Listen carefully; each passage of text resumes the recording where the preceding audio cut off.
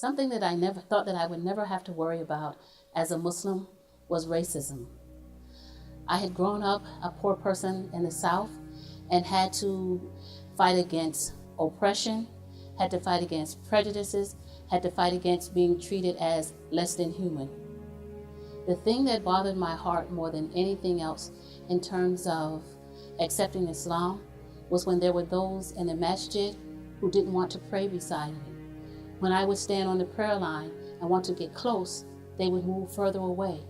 And because I know you're supposed to touch the cement, the hearts, then I would move with them, and then they would move, and I would move with them, and then they would move. And then I finally realized it was because they didn't want to pray beside me. This hurt my heart so much.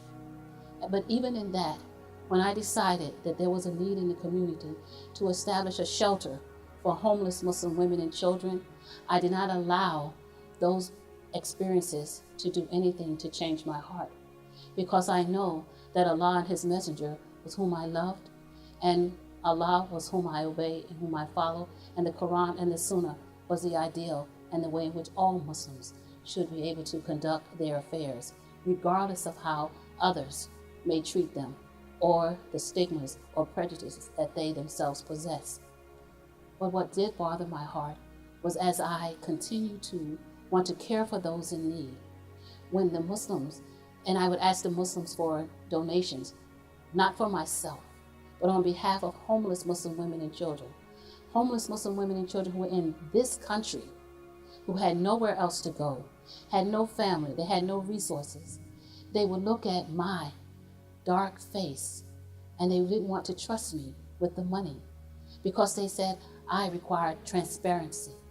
I don't even know what that word means in terms of Quran and Sunnah. They say that I require transparency. And I said, what is it that you think that I'm going to do?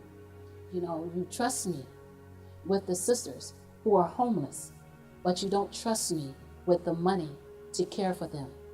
And this is a problem because of the prejudices based on the color of my skin. There are those who are homeless in our Muslim community who are not able to be cared for.